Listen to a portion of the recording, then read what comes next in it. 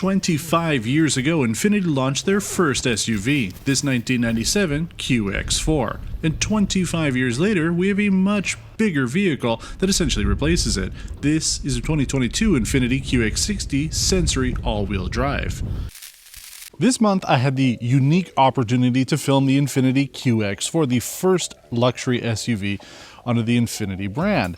We actually had the two vehicles side by side to film, but due to a technical difficulty, the audio for that has been lost. Now, why are we comparing these two? Well, it's not a comparison. It's been a little while since we've done one of these, but my friends, we are doing a retrospective on the Infiniti midsize luxury SUV, starting with the 1997 Infiniti QX4.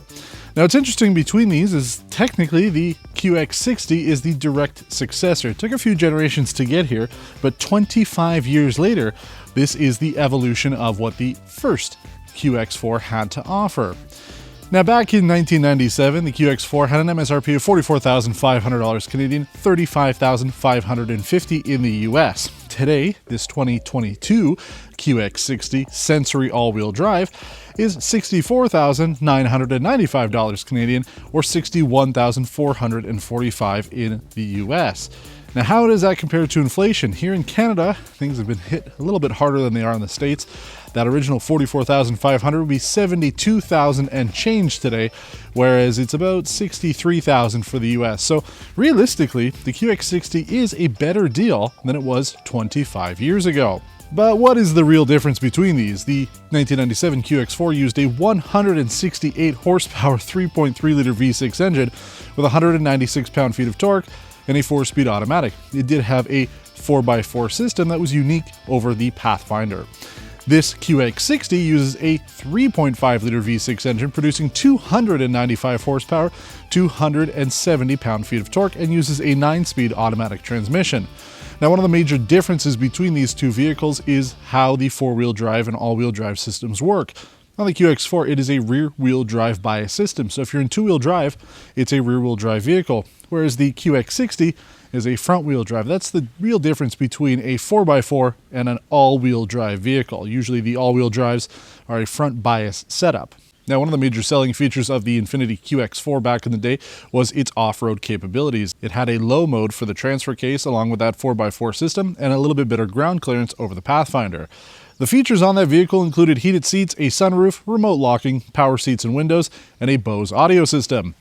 So how are things looking in 2022? Well, quite a bit different. It's not quite as off-road oriented now with the QX60, but you get a whole lot more features. We've heated, ventilated, massaging, and memory front seats with Nissan's new zero gravity seats. Very comfortable. The second row on this vehicle has heat as well, and there is a third row, something that was not available on the QX4. We also have an air purifying system along with the tri-zone automatic climate control, a 17-speaker Bose audio system, power rear liftgate, front and rear parking sensors along with 360-degree cameras, a 10.8-inch color head-up display, two 12.3-inch cluster screens, a 12.3-inch gauge cluster screen, and a 12.3-inch infotainment screen, a smart rear view mirror, meaning you have a camera on the back that you can use for your rear view mirror, the ProPILOT Assist system, the black open-pore wood trim, and a 6,000-pound tow rating, along with all the other safety tech that you would get with a vehicle like this,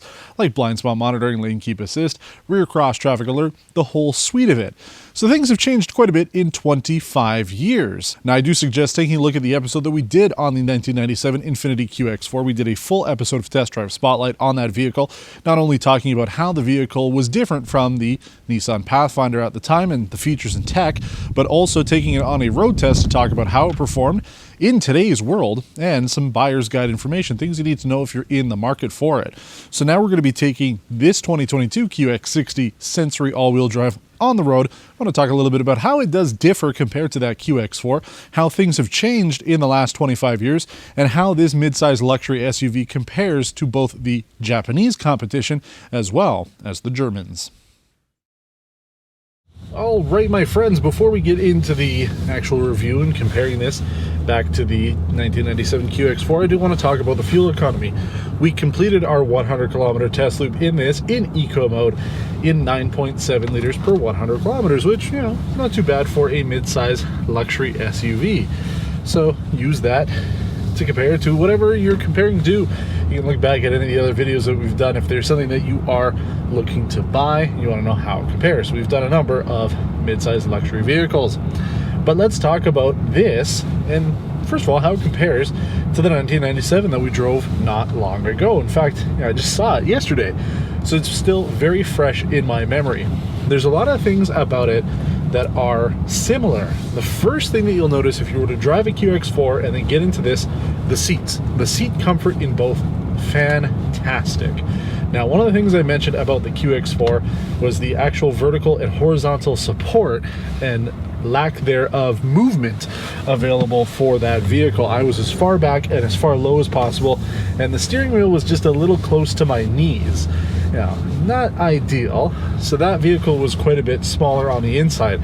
You come here, people in general, obviously, like myself, have gotten bigger than they were back in 1997. So this vehicle is a lot more forgiving towards those of us who are on the big side of things.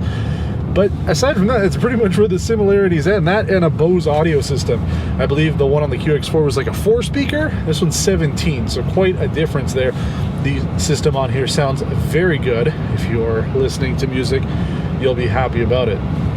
Let's talk about how the rest of the interior feels. I mean, one of the things I really liked about the QX4 was more or less how simple it was. Very straightforward. You had your radio controls and digital climate controls right in the center and some buttons around, and that was about it. And that's essentially what was considered luxury. You take a look at today and things have changed like crazy. I mean, we've got so many more features on this vehicle. Heated and ventilated seats. I have the massage going right now.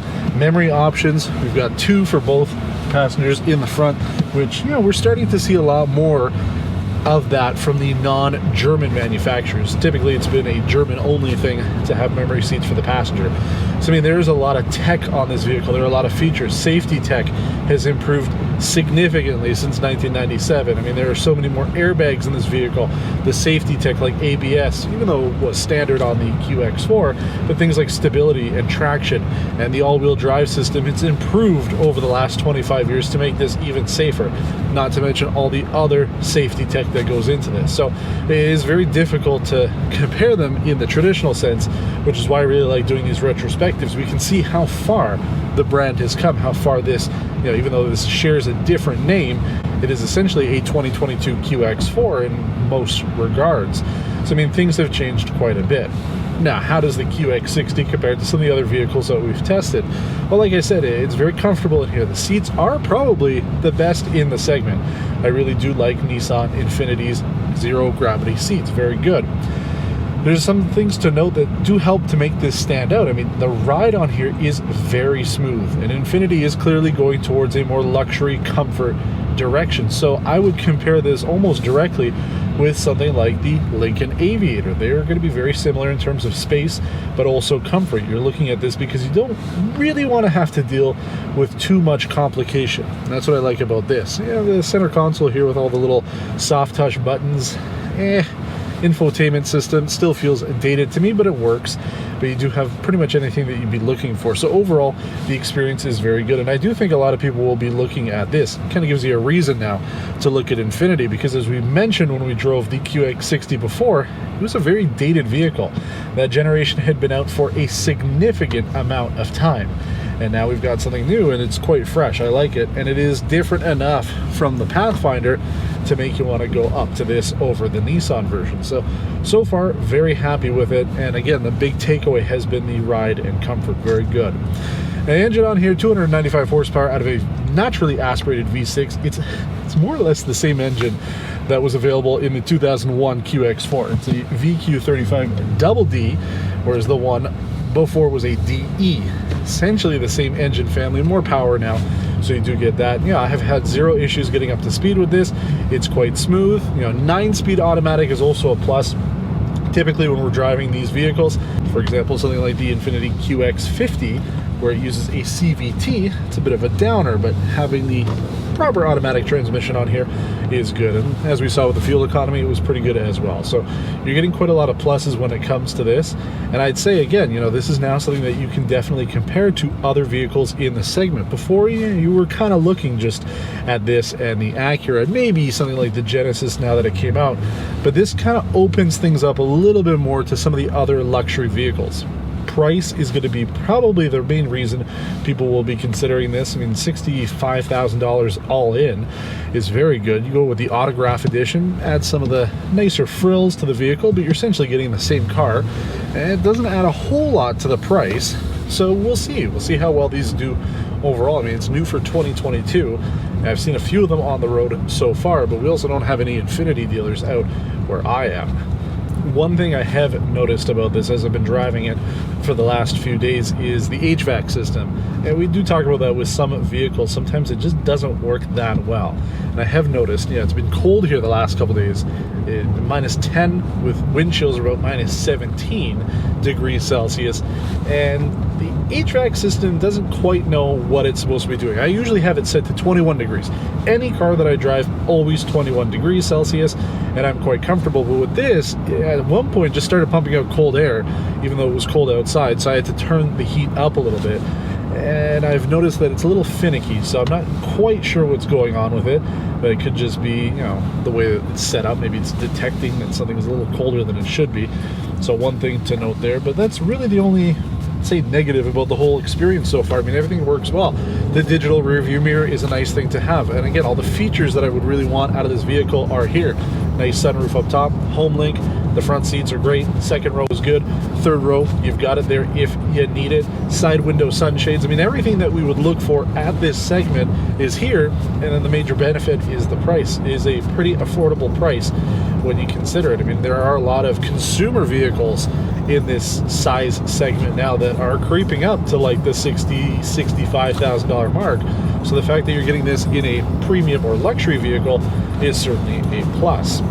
It's just interesting to see the back-to-back with the QX4. I mean, it is showing us how far Infiniti has come in 25 years. I mean, the vehicles are so vastly different when you compare them side by side. It is interesting to see it, but it just goes to show how much progress has been made in that time.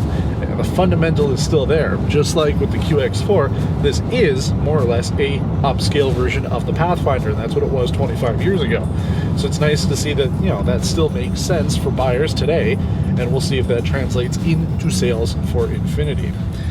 If you have any questions about this video, please let me know in the comments below. I do try to get back to everybody. As I mentioned, it would be great if you watch the video on the QX4 as well.